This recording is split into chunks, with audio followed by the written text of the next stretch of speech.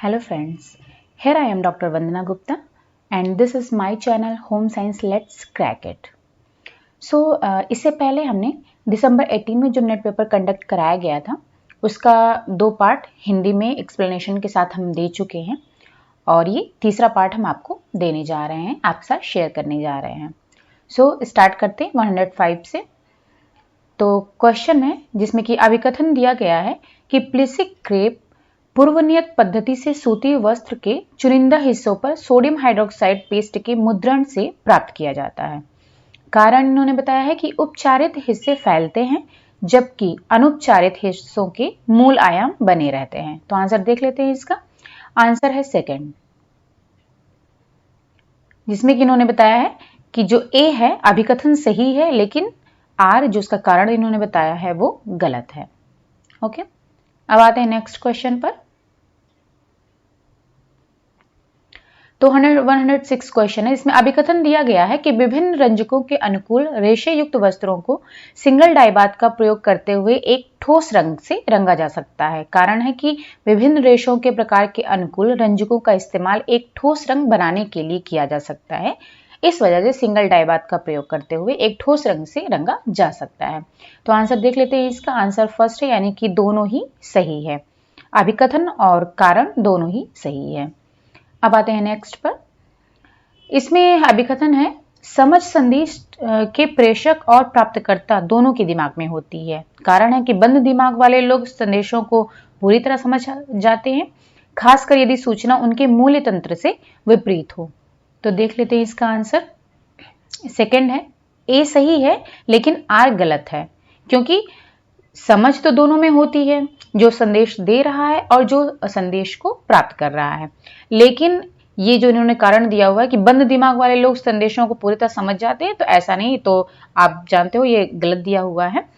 और क्योंकि उनके मूल्य तंत्र से विपरीत होगी तो वो कैसे समझ पाएंगे जब उनके अकॉर्डिंग ही नहीं होगी जो उनका मूल्य है। अगर उनके अकॉर्डिंग वो जो सूचना दी जा रही है उनसे रिलेटेड रेलिवेंट नहीं होगी तो फिर उसको कैसे समझेंगे वो, ना ही उसको समझ पाएंगे और ना ही वो उसको एक्सेप्ट कर पाएंगे। अब आते हैं नेक्स्ट क्वेश्चन पर। तो इसमें है कि प्रकाश की व्यवस्था अवश्य ही रोचक और सौंदर्य अभिरुचि को तृप्त करने वाली होनी चाहिए। सही है। कारण है कि प्रकाश के सभी खुले स्रोत आंखों को देखने में अच्छे लगते हैं। तो आंसर इसका है ए तो सही है, लेकिन जो इन्होंने कहा कि प्रकाश के सभी खुले स्रोत आंखों को देखने में अच्छे लगते हैं, ये गलत है। क्योंकि आपने देखा होगा कि जब लाइट डायरेक्ट आपकी आंखों पर पड़ती है, कहीं भी बहुत ज्यादा तेज होती है, तो डायरेक्ट जो खुले स्रोत होते हैं वो आपकी आंखों को चुभते हैं, इरिटेट करते हैं, तो वो अच्छे नहीं लगते, इसलिए ये गलत है। अब आते हैं नेक्स्ट पर। इसमें इन्होंने कहा है संरचनात्मक अभिकल्प के सामान्यतः इसी प्रकार परिकल्पना की जानी चाहिए कि आबादी को 5वें और 95वें शततमक के बीच समायोजित किया जा सके। कारण है कि 5वें शततमक को नीचे और 95वें शततमक के ऊपर की आबादी की विशेषताओं का प्रयोग अभिकल्पों की संरचना के लिए किया जाता है। तो आंसर देख लेते हैं। सेकंड है, ए सही है परंतु आर गलत है। अब है 110 क्वेश्चन। इसमें इन्होंने कहा है किसी कार्यक्रम को सफल बनाने में लोगों की प्रतिभागिता का महत्व समाप्त हो गया है। कारण क्या है कि कार्यक्रमों की सफलता सुनिश्चित करने के लिए आईसीटी का प्रयोग सबसे महत्वपूर्ण आवश्यकता बन चुकी है। तो आंसर इसका देख लेते हैं। फोर्थ आंसर इन्होंने कहा है कि ए और आर दोनों ही गलत है, क्योंकि इन्होंने कहा है कि कोई भी कार्यक्रम चलता है तो उसको सफल बनाने में लोगों की प्रतिभागिता जरूरी होती है, अभी भी महत्व है। क्योंकि आपने पार्टिसिपेटरी लर्निंग भी जो है पढ़ा होगा, इसके बारे में भी हमने भी बताया हुआ है कि जब तक आप कोई भी कार्यक्रम चला रहे हो तो उसके में जो लोकल लोग हैं उनसे जब आप मिल करके काम नहीं करोगे तो वो कार्यक्रम सफल नहीं होगा। तो अभी भी महत्व है। तो इन्होंने जो कहा महत्व समाप्त हो गया है, तो ऐसा नहीं है। और इन्होंने कहा कि जो आईसीटी यानी कि जो इंफॉर्मेशन टेक्नोलॉजी का यूज किया जा रहा है तो यूज उसका प्रयोग महत्वपूर्ण है, लेकिन सिर्फ उसको सफल बनाने के सिर्फ कहो कि ये कहा जाए कि आईसीटी ही का प्रयोग ही सबसे महत्वपूर्ण है, तो सबसे महत्वपूर्ण नहीं, महत्वपूर्ण है लेकिन सबसे महत्वपूर्ण नहीं है। लोगों की सहभागिता भी बहुत जरूरी है अभी भी, इसलिए ये दोनों ही गलत है। अब है कठपुतली के खेल में लोगों के व्यवहार को प्रभावित करने के लिए मनोरंजन शिक्षण रणनीति का प्रयोग किया जाता है। कारण है कि कठपुतली के खेल का इस्तेमाल लोगों को विस्तृत और वैज्ञानिक सूचना देने के लिए किया जा सकता है। तो इसका आंसर सेकंड है, ए तो सही है। लेकिन जो ये कह रहे हैं कि विस्तृत और वैज्ञानिक सूचना देने के लिए किया जा सकता है, तो ये गलत है, क्योंकि कठपुतली के खेल से उससे जो है वैज्ञानिक साइंटिफिक इंफॉर्मेशन नहीं दी जा सकती है, उसके जब तक कि आप प्रयोग करके नहीं दिखाओगे। फिर है अहस्तक्षेप प्रकार के नेतृत्व का परिणाम संतुष्ट परंतु अकार्यकुशल समूह होता है। इस प्रकार के नेतृत्व में समूह के सदस्यों से परामर्श किए बिना सामूहिक नीतियां व निर्णय निर्धारित किए जाते हैं। ठीक है, तो आंसर इसका सेकंड है, ए सही है परंतु आर गलत है। तो यहां पर लीडरशिप की बात हो रही है।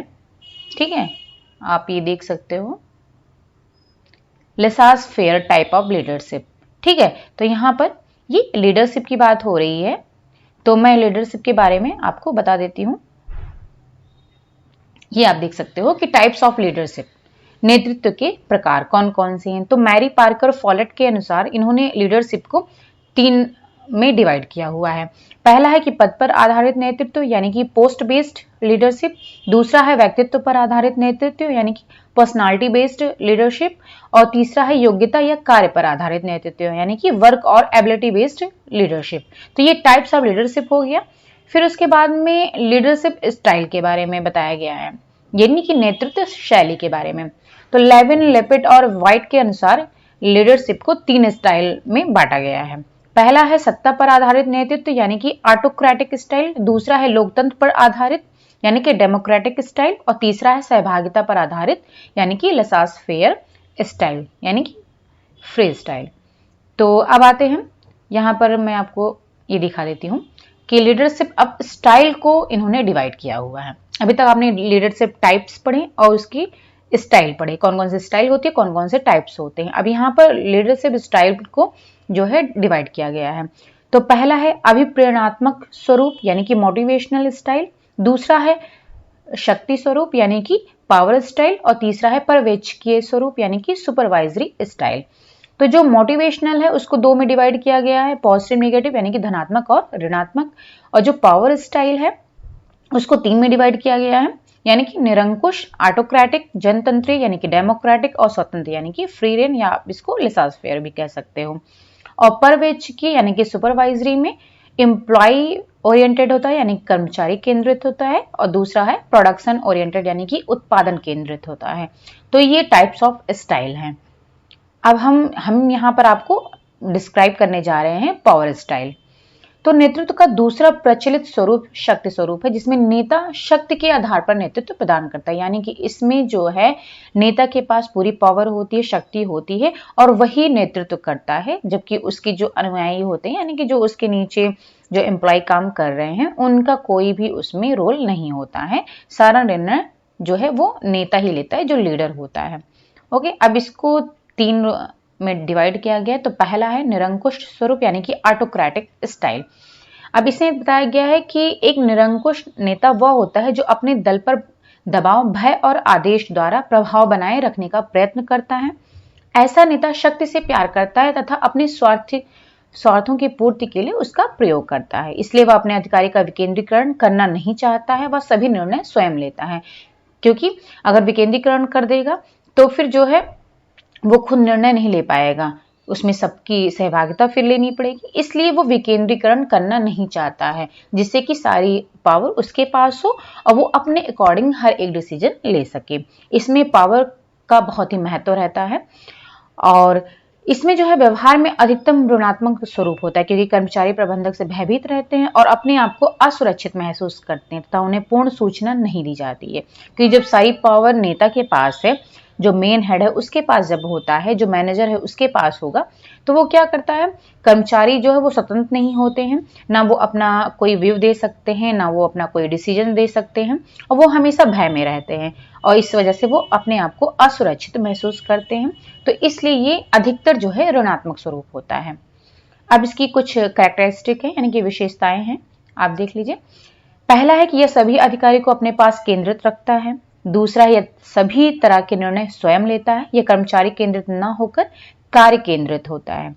यह अनुयायियों को एक सामाजिक इकाई के रूप में काम करने के लिए प्रोत्साहित नहीं करता है। यह ऋणात्मक तथा धनात्मक हो सकता है, यानी दोनों हो सकता है, लेकिन मोस्टली ऋणात्मक होता है। यह संस्था में एक तंत्रवाद को बढ़ावा देता है। अब दूसरा है परामर्शक अथवा जनतंत्रीय स्वरूप, यानी कि कंसल्टेटिव और पार्टिसिपेटिव और डेमोक्रेटिक स्टाइल। तो इसमें क्या है कि नेतृत्व का जनतंत्रीय स्वरूप निरंकुश स्वरूप के बिल्कुल विपरीत है। इसके अंतर्गत नेता अपने अधिकार का विकेंद्रीकरण कर देता है, यानी कि अब वो केवल खुद वो स्वयं सारा निर्णय उसके पास नहीं होता, वो खुद सारा निर्णय नहीं लेता है, बल्कि इसमें क्या करता है, ये केंद्रित ना होकर विकेंद्रित होती है जो उनका अधिकार होता है। तो इसमें क्या होता है, स्वयं निर्णय ना लेकर के जो उनके अधीनस्थ हैं, जो उनके अनुयायी हैं, उनसे विचार विमर्श करता है और उस बेसिस पर निर्णय लेता है। अब इसकी क्या क्या विशेषताएं हैं देख लेते हैं। यह नीतियों एवं कार्य पद्धतियों का निर्धारण अनुयायियों से विचार विमर्श करके करता है। यह अपने अनुयायियों को आदेश देने से पूर्व उनसे विचार विमर्श करता है। यह अधिकारी के विकेंद्रीकरण में विश्वास रखता है। यह अपने अनुयायियों को उनसे प्रभावित होने वाले निर्णयों में सम्मिलित करता है। यह अनुयायियों को एक सामाजिक इकाई के रूप में कार्य करने के लिए प्रोत्साहित करता है। यह कार्य केंद्रित न होकर कर्मचारी केंद्रित होता है। ठीक है, तो ये आप देख सकते हो कि दोनों में डिफरेंस है। फिर आता है थर्ड है स्वतंत्र अथवा निर्बाध स्वरूप, जो कि क्वेश्चन में डिस्कस किया गया है। इसको फ्री रेन और लेसास फेयर स्टाइल भी कहते हैं। इसमें क्या होता है, ये मान्यता पर आधारित होता है कि यदि अनुयायियों को अपनी इच्छा अनुसार स्वतंत्रता पूर्वक कार्य करने दिया जाए तो वे अधिक कार्य करेंगे तथा उनसे अच्छे परिणाम प्राप्त होंगे। इसलिए नेता प्रबंधक अपने अनुयायियों को उनके स्वयं के भरोसे छोड़ देता है, यानी कि सब कुछ जो उनके कर्मचारी हैं, एम्प्लॉय हैं, उन पर छोड़ देता है, क्योंकि उसको ये ट्रस्ट होता है कि अगर हमने उनको स्वतंत्रता दे दी, फ्री कर दिया, तो वो जो है अधिक काम करेंगे और उसके परिणाम अधिक होंगे, क्योंकि वो पूरे मन तन धन से काम करेंगे। जब उनके ऊपर कोई प्रेशर नहीं होगा, कोई डर नहीं होगा, तो फिर वो अच्छे से काम करेंगे। इसलिए उनको स्वयं के भरोसे छोड़ देता है। अब क्या होता है कि अनुयायी अथवा कर्मचारी स्वयं ही अपने लक्ष्य निर्धारित करते हैं इसमें, तथा स्वयं ही लक्ष्यों की प्राप्ति के लिए आवश्यक निर्णय लेते हैं। अब विशेषताएं इसकी देख लेते हैं। यह प्रशासन कार्य में कोई विशेष रुचि नहीं रखता। यह लक्ष्यों के निर्धारण और निर्णय लेने का भार अनुयायियों के कंधों पर छोड़ देता है या अनुयायियों को अधिकारी का भारार्पण यानी कि डेलीगेशन करता है। यह मीन्स कि यह केवल एक संपर्क कड़ी व समन्वयकर्ता के रूप में कार्य करता है। मतलब जो इसमें मैनेजर होगा या फिर जो भी लीडर होगा, वो एक केवल संपर्क कड़ी या फिर समन्वयकर्ता के रूप में ही केवल कार्य करता है और उसका कोई रोल नहीं होता है। यह अनुयायियों को सूचनाएं व अधिकार प्रदान करता है तथा कार्य निष्पादन के लिए आवश्यक साधन जुटाता है। यह अनुयायियों की क्रियाओं का सकारात्मक अथवा नकारात्मक किसी भी रूप में मूल्यांकन नहीं करता है, मतलब कोई इवेल्युएशन नहीं करता है। सब कुछ जो है उसकी एम्प्लॉय पर ही निर्भर करता है इसमें। अब जो है शक्ति स्वरूप नेतृत्व शैली के 3 रूपों को निम्न रेखा मतलब चित्रों के द्वारा समझाया गया हुआ है। तो ये आप देख सकते हो। ये पहला है ऑटोक्रेटिक स्टाइल, डेमोक्रेटिक और फ्री रेन। अब ऑटोक्रेटिक में आप देख सकते हो लीडर सबसे ऊपर है, सर्वोपरि है, और उसके नीचे जो है उसके एम्प्लॉई हैं, यानी कि जो सारा निर्णय है वो लीडर के ऊपर था, वो सिर्फ आदेश देता है, निर्देश देता है अपने एम्प्लॉय को। दूसरे में आप देख सकते हो डेमोक्रेटिक में क्या है, लीडर बीच में और चारों तरफ उसके एम्प्लॉय हैं, यानी कि उनसे जो विचार विमर्श करके उनके डिसीजन दोनों आपस में एक सहभागिता के रूप में काम करते हैं। और इस स्वतंत्र रूप में आप देख सकते हो इसमें क्या है कि इसमें लीडर का कोई रोल नहीं है। इसमें पूरी तरीके से एम्प्लॉय पर डिपेंड करता है, वही निर्णय लेता है, वही अपने लक्ष्य निर्धारित करता है और वही सारा सब कुछ करता है। बस केवल लीडर जो है एक समन्वयकर्ता के रूप में यहाँ पर काम करता है। ओके, और यहाँ पर डिफरेंसेस कुछ बताए गए हैं तीनों में, ऑटोक्रेटिक, डेमोक्रेटिक और फ्री रेन, तीनों में क्या क्या डिफरेंस है। अगर लोकप्रियता में देखें तो यह स्वरूप परंपरागत प्रबंध में अधिक लोकप्रिय था।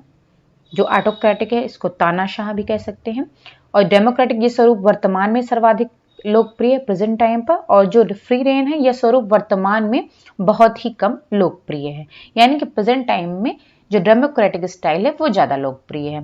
फिर अगर अधिकार की बात करें तो नेता सारे अधिकार अपने पास ही केंद्रित रखता है, इसमें पता है आपको। इसमें जो है न्यायों को आवश्यक अधिकारों का प्रयोजन करता है, और इसमें नेता सारे अधिकार जो है अनुयायियों को देता है। नीतियों का अगर निर्धारण देखें तो नेता द्वारा ही समस्त नीतियों का निर्धारण किया जाता है। इसमें अनुयायियों से विचार विमर्श करके निर्धारण किया जाता है, और इसमें नीतियों के निर्धारण नेता का न्यूनतम हस्तक्षेप होता है, यानी सब कुछ एम्प्लॉय पर डिपेंड करता है। अब कार्य का निर्धारण जो है नेता ही अनुयायियों के लिए कार्य का निर्धारण करता है। इसमें अनुयायी स्वयं अपना कार्य समूह चुनने के लिए स्वतंत्र होते हैं, और इसमें जो है नेता कार्य निर्धारण से पूर्णतः अलग रहता है, मतलब वो कुछ भी कार्य, कोई भी कार्य निर्धारित नहीं करता है।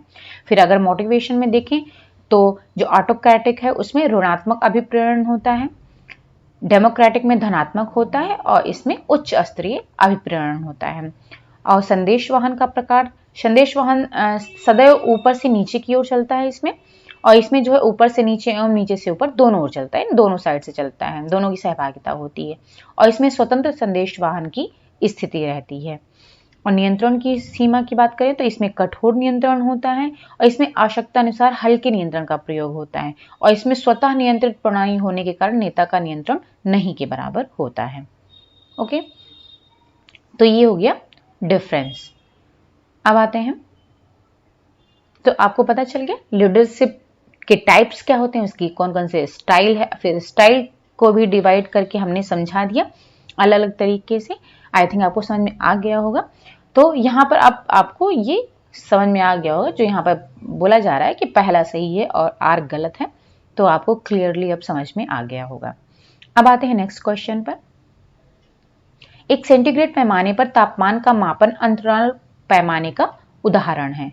कारण है कि अंतराल पैमाने में मानों का क्रम महत्वपूर्ण और उल्लेखनीय होता है, परंतु श्रेणियों के बीच अंतर की वास्तविक जानकारी नहीं हो पाती। यानी जो सेंटीग्रेड पैमाना है वो तापमान का मापन अंतराल पैमाने का उदाहरण है। जो तापमान का मापन अंतराल है तो इसमें क्या होता है, ये सेंटीग्रेड भी इंक्लूडेड है, उसका एग्जाम्पल है। आप पहले इसका आंसर देख लेते हैं। इसमें ए सही है, ठीक है, वो तो सही है, जो सेंटीग्रेड इसका एग्जाम्पल है, लेकिन आर इन्हें बोल रहे हैं कि गलत है, क्योंकि ये कह रहे हैं कि इसमें जो मानों का क्रम महत्वपूर्ण और उल्लेखनीय होता है, परंतु श्रेणियों के बीच अंतर की वास्तविक जानकारी नहीं हो पाती, जबकि इसमें जो है इनके बीच में डिफरेंस भी होता है, क्योंकि क्लास इंटरवल इसमें दिए होते हैं। इसको हम जो प्रीवियस वीडियो है उसमें समझा चुके हैं, बट इसको मैं फिर से समझा दूंगी आपको, हिंदी में इसको हम क्लियर कर देंगे, जिसमें कि क्योंकि जो बात की जा रही थी इसमें वो नॉमिनल, ऑर्डिनल, ये 4 टाइप के होते हैं, तो उन रेशियो के बारे में बात की जा रही है। नॉमिनल और इंटरवल और ऑर्डिनल रेशियो, ये तो इनके बारे में है, तो वो मैं आपको हिंदी में समझा दूंगी। एक बार मैं आप एक्सप्लेन कर चुकी हूँ, बट इंग्लिश में मैंने बताया था, तो इसको मैं एक बार हिंदी में भी समझा दूंगी आपको। अब आते हैं नेक्स्ट क्वेश्चन पर।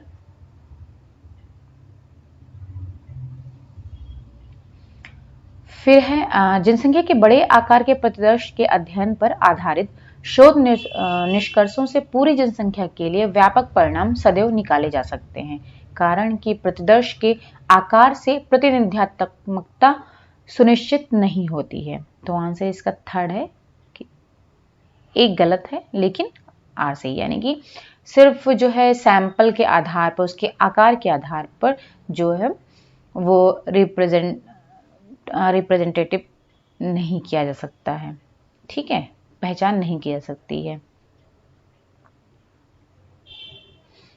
फिर आते हैं नेक्स्ट क्वेश्चन पर। इसमें है कि समुदाय के लिए पोषण संबंधी कार्यक्रम की योजना में सम्मिलित चरणों को सही क्रम में व्यवस्थित कीजिए। तो आंसर इसका देख लेते हैं, एक मिनट। इसका फोर्थ आंसर है, तो मैं इसको थोड़ा सा छोटा कर लेती हूँ जिससे कि आपको दिखाई पड़े, ठीक है। तो इसका आंसर फोर्थ है।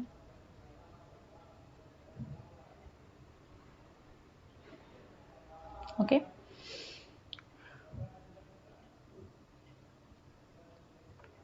तो सबसे पहले क्या होता है, जो पोषण संबंधी कार्यक्रम चलाए जा रहे हैं, तो उसमें इसको क्रम वाइज लगाना है। तो सबसे पहले क्या करना होगा कि हमें समस्या की पहचान करनी होगी। ओके, तो पहला आप देख सकते हो, पहला थर्ड है, यानी कि सबसे पहले समस्या की पहचान करनी होगी। उसके बाद में आएगा समुदाय की आवश्यकताओं का आकलन करना होगा। सबसे पहले आप जो भी प्रॉब्लम है, जहां पर आप कार्यक्रम चलाने जा रहे हो, जो समुदाय है, पहले उनकी प्रॉब्लम क्या है उसकी पहचान करोगे। उसके बाद में उनकी क्या आवश्यकताएं हैं, क्या नीड्स हैं, उसको आप पता करोगे उसके बारे में। और उसके बारे में फिर उसके बाद आप लक्ष्य और उद्देश्य निर्धारित करोगे। ठीक है, कि उससे रिलेटेड जो भी प्रॉब्लम है उससे रिलेटेड आपका क्या एम होना चाहिए और आपका क्या उद्देश्य है उसको निर्धारित करोगे। देन उसके बाद में आप हस्तक्षेप विधि का चयन करोगे। ओके, और फिर प्रोग्राम को कार्यान्वित करोगे, यानी कि प्रोग्राम तब आप जो एग्जीक्यूट करेंगे, और लास्ट में फिर आप निगरानी और मूल्यांकन होगा, इवेलुएट करोगे उसको। ठीक है, तो ये स्टेप्स थे। फिर आते हैं जीरोफ्थैल्मिया वर्गीकरण के अनुसार विटामिन ए की कमी से होने वाली आंखों की अभिव्यक्तियों को सही क्रम में लगाना है। ठीक है, तो इसका आंसर सेकंड है। तो सबसे पहले क्या है, रतौंधी होती है, नाइट ब्लाइंडनेस होती है। फिर उसके बाद में आता है कंजक्टाइवल चिरोसिस, यानी कि जो कंजक्टाइवा है आपका, जो ये वाइट पार्ट है आंखों का, तो फिर उसमें प्रॉब्लम स्टार्ट होती है, वो ड्राई होने लगता है। देन फर्स्ट आता है, फिर कॉर्निया आपकी ड्राई होने लगती है, उसमें पैचेस पड़ने लगते हैं। देन आता है फोर्थ केराटोमलेसिया, सबसे लास्ट स्टेज होती है, जिसमें कि बहुत ज़्यादा आपकी जो आँखें हैं वो जो है मीन्स उसमें क्या होता है, बहुत ज़्यादा वो डिस्ट्रॉय हो चुकी हैं, उसकी जो भी कॉर्निया है, आपका जो कंजक्टाइवा है, बहुत डिस्ट्रक्शन उसका हो चुका होता है। तो ये क्रिटिकल स्टेज होती है। और लास्ट में आपका कॉर्नियल स्कार है, यानी कि कॉर्नियल स्कार का मतलब इसे कॉर्निया में जो भी पैचेस पड़ जाते हैं, जो भी प्रॉब्लम होती है, तो उसका जो एक स्कार यानी दाग रह जाता है, तो वो सबसे लास्ट है। यानी कि अगर आपकी कॉर्निया सही भी हो गई या आंखें आपकी सही हो गई, लेकिन उसके बाद भी स्कार रह जाता है, तो ये सबसे लास्ट में आ जाएगा। इसके बारे में हमने जो विटामिन ए का वीडियो शेयर किया हुआ है, तो उसमें आप देख सकते हो, उसमें हमने डिटेल में बहुत ही क्लियरली सब कुछ समझाया हुआ है, स्टेप बाय स्टेप। तो उसमें आप देख करके समझ सकते हो, हिंदी में ही मैंने समझाया हुआ है, तो आप उसको देख करके आप इसका डिटेल पढ़ सकते हो।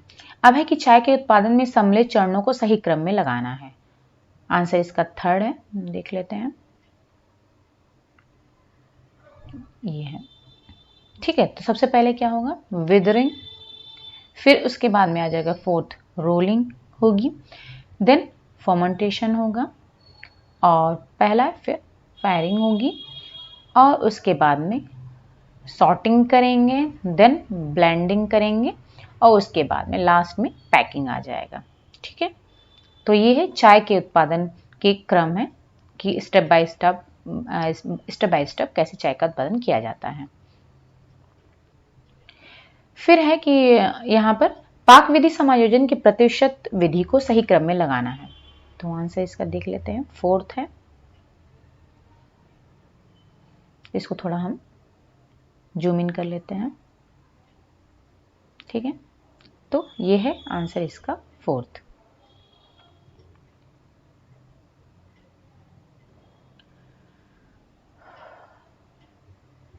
सॉरी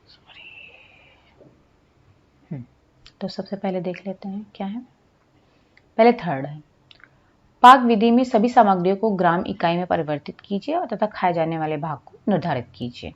यानी कि पहले जो भी सामग्री हम यूज करने जा रहे हैं पाक विधि में, उसको ग्राम इकाई में, ग्राम यूनिट में उसको कन्वर्ट करेंगे, और फिर जो भी खाया जाने वाला भाग है वो निर्धारित करेंगे कितना हमको लेना है। उसके बाद में आ जाएगा 6, खाए जाने वाले भाग का प्रयोग करते हुए सामग्रियों का कुल वजन लेंगे, यानी जो भी खाया जाने वाला भाग है उसका यूज करते हुए जो भी सामग्री टोटल लग रही है उसका जो है हम वेट लेंगे। फिर उसके बाद में आ जाए कुल वजन के संबंध में प्रत्येक सामग्री की प्रतिशत की गणना कीजिए, यानी जो टोटल वेट है उसके अलोंग जो है प्रत्येक सामग्री जो भी मटेरियल यूज कर रहे हैं वो कितने परसेंटेज हम यूज कर रहे हैं, तो उसकी गणना करेंगे।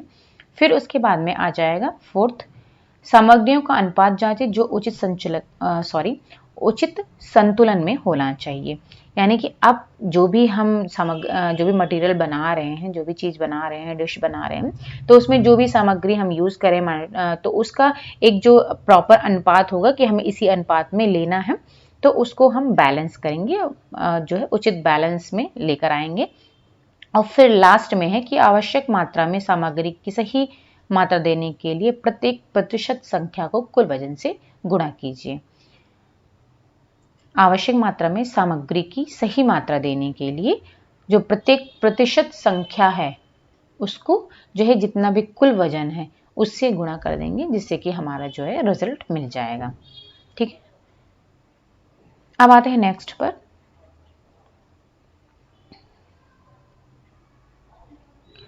शिशु के जन्म के चरणों को सही क्रम में लगाना है। ओके, तो इसका आंसर हम देख लेते हैं, सेकंड है।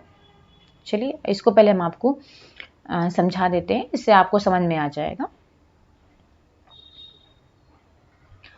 ये है नॉर्मल डिलीवरी को, ये जो है 3 चरणों में होता है, यानी 3 स्टेप है इसके। तो ये आप फिगर दे सकते हो इस तरीके से। पहले यूट्रस जो होता है, ये सर्विक्स जो है वो रिलैक्स होता है, ऐसे थिन हो जाता है और डायलेट हो जाता है। फिर देन बच्चा बाहर आ रहा है और फिर उसके बाद जो प्लेसेंटा है वो यूट्रस से डिटैच होता है।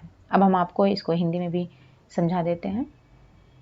ठीक है, अब पहला चरण क्या होता है? सबसे पहले गर्भाशय ग्रीवा यानी कि जो सर्विक्स है वो पतला होता है और खुलना शुरू होता है, यानी डायलेट करता है। यह तकरीबन 3 सेंटीमीटर तक खुलती है। यह प्रक्रिया करीब 1 से 2 घंटे तक चलती है। अब इसको भी जो है 3 भागों में बांटा गया है। जो पहला चरण होता है शुरुआती में, उसमें क्या होता है, इसमें हर 3 से 5 मिनट में प्रसव संकुचन यानी कि कॉन्ट्रैक्शन होता है, बार बार पेशाब जाने की इच्छा होती है। फिर दूसरा है क्रियात्मक, इसमें क्या होता है, जो इसमें सर्विक्स 3 से 7 सेंटीमीटर तक खुल जाता है और लगातार दबाव बढ़ता है, मतलब प्रेशर बढ़ता जाता है और जो वो डायलेट होता रहता है, 3-7 सेंटीमीटर तक खुल जाता है सर्विक्स। अब आता है परिवर्तन काल, यानी ट्रांजिशनल पीरियड होता है ये। इसमें क्या होता है, इस दौरान सर्विक्स 10 सेंटीमीटर तक खुल जाता है और इसमें शोरणी यानी कि जो पेल्विक एरिया है के निचले हिस्से में दर्द होने लगता है।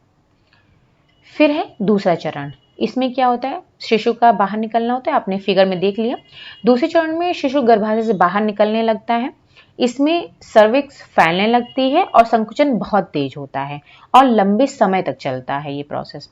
शिशु के बाहर निकलने की प्रक्रिया ये 3 से 5 घंटे तक चलती है, यानी कि लंबी प्रोसेस होती है ये। फिर है तीसरा चरण, जिसमें कि नॉर्मल डिलीवरी जब होती है, तो इसमें क्या होता है, गर्भनाल बाहर आता है। यह अंतिम चरण है जिसमें गर्भनाल पूरी तरीके से योनि यानी कि वजाइना से बाहर आ जाती है। इसमें तकरीबन आधे घंटे का समय लगता है। ठीक है, तो ये हो गया आपका चरण, हो गया कि कैसे कैसे प्रोसेस ये होती है जो शिशु का जन्म होता है। और एक मिनट, एक चीज मैं आपको इसमें और बता दूं, बहुत ही इंपॉर्टेंट है। जो ये ट्रांजिशन पीरियड था, ठीक है, अंतराल का समय जो था, तो इसमें ये जो कि फर्स्ट और सेकंड स्टेज इनके जो है बीच का ये होता है। और इस पॉइंट पर क्या होता है, इस टाइम पर क्या होता है, जो विमेन की बॉडी होती है, जो उनका शरीर है, उसमें जो है ऑक्सीटोसिन और एंडोमॉर्फिन, ये दोनों जो हार्मोन होते हैं बहुत अधिक मात्रा में स्रावित होने लगते हैं, मतलब इनकी मात्रा बढ़ जाती है। और इसी की वजह से जो माँ है वो स्लीपी यानी कि उसको सोने मतलब नींद आती है और वो रिलैक्स होती है इन्हीं हार्मोन की मदद से। अब इस स्टेज के दौरान क्या होता है कि बहुत ही इम्पॉर्टेंट होता है कि जो एड्रेनलिन लेवल को कम रखना, यानी कि एड्रेनलिन जो लेवल है वो, ये हार्मोन जो है एड्रेनलिन होता है, उसके लेवल को कम रखना होता है, बहुत इंपॉर्टेंट होता है, क्योंकि ये क्या करता है, जो ऑक्सीटोसिन के फ्लो के साथ में इंटरफेयर करता है, यानी कि ऑक्सीटोसिन के फ्लो को रोकता है, उस पर हस्तक्षेप करता है। तो इसको अगर एड्रेनलिन हार्मोन के लेवल को कम नहीं रखा जाएगा तो ऑक्सीडेशन का जो फ्लो हो रहा है वो इंटरफेयर होगा, वो प्रॉपर फ्लो उसका नहीं हो पाएगा। और चूंकि अगर प्रॉपर फ्लो नहीं हो पाएगा तो फिर क्या होगा, जो मदर रिलैक्स हो रही है और ये जो ऑक्सीटोसिन है ये कॉन्ट्रैक्शन में भी मदद कर रहा है, क्योंकि कॉन्ट्रैक्ट जब हो रहा है तो ये बच्चा बाहर आता है। तो अगर कॉन्ट्रैक्ट नहीं करेगा प्रॉपर तब प्रॉब्लम होगी माँ को। तो इसलिए जो है ऑक्सीटोसिन का रिलीज होना बहुत ही इंपॉर्टेंट होता है, इसलिए एड्रेनलिन लेवल को कम रखना जरूरी होता है। जो ऑक्सीटोसिन हार्मोन है उसको लव हार्मोन भी कहा जाता है। ओके, तो ये इंपॉर्टेंट था बताना आपको। तो अब आप देख सकते हो इसमें स्टेप, गर्भाशय ग्रीवा का फैला और विलोपन होता है, फिर ट्रांजिशन होता है, ठीक है।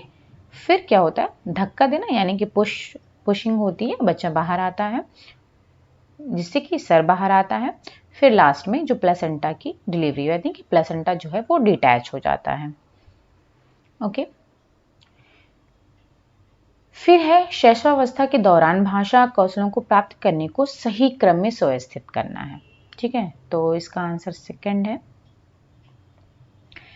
पहला क्या है, दोहराव वाली स्वर ध्वनियां, ठीक है, वॉवेल्स की ध्वनियां निकालता है, उसको रिपीट करता है।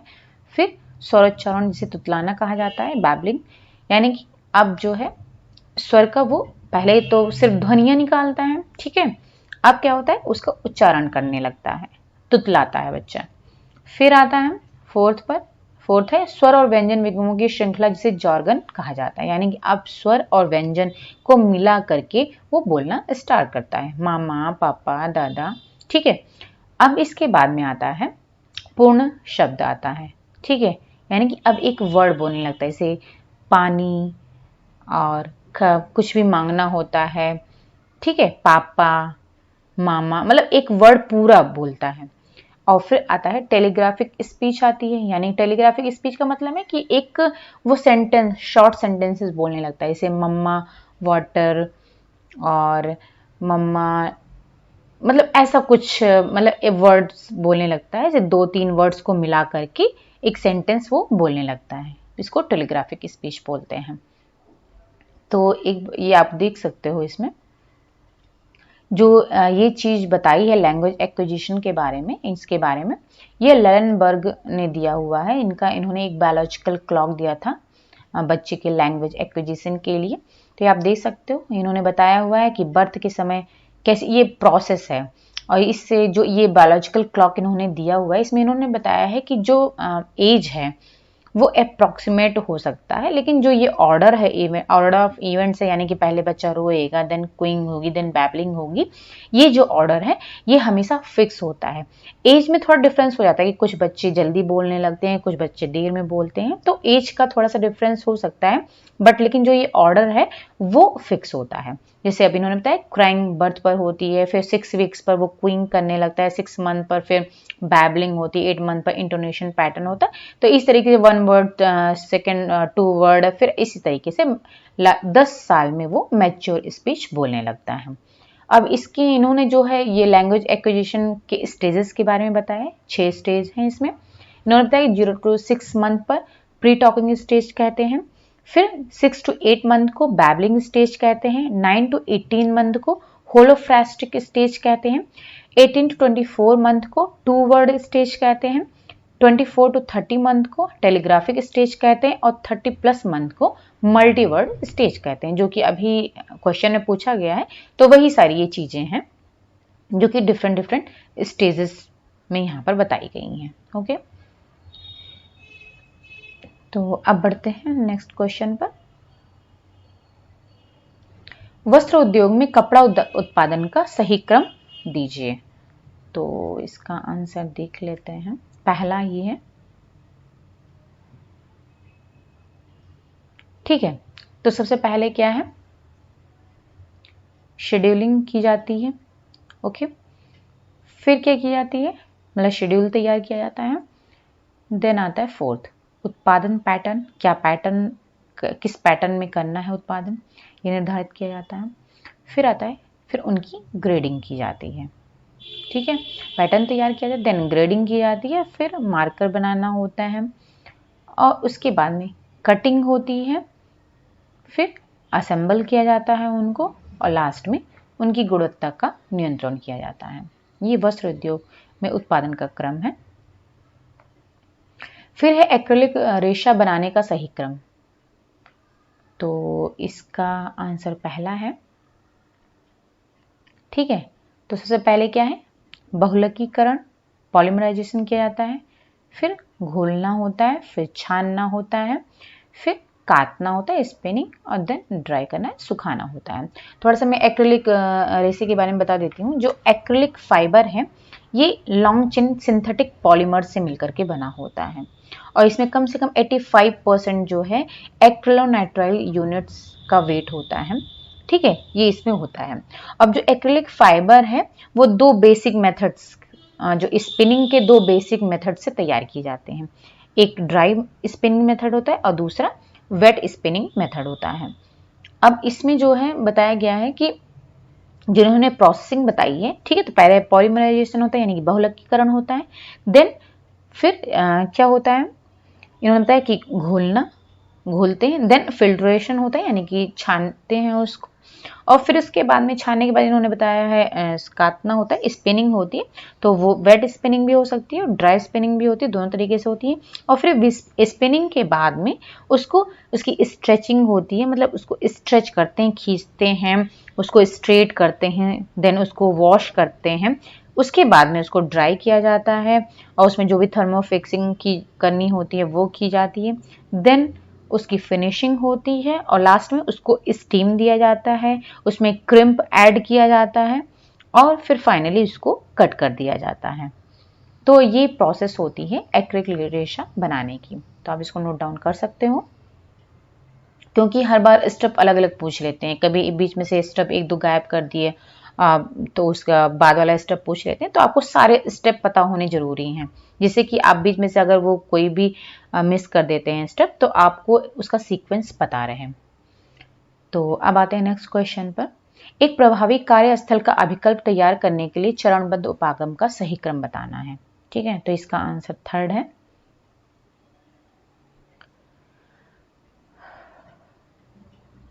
तो सबसे पहले है फोर्थ, यानी पहले क्या करेंगे, आरंभिक मूल्यांकन करेंगे। इनिशियली पहले उसका इवैल्यूएशन करेंगे जहां पर भी हमको अपने कार्य को संचालित करना है।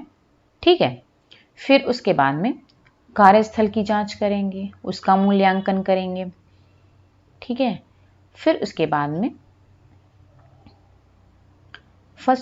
फिर सेकंड आता है।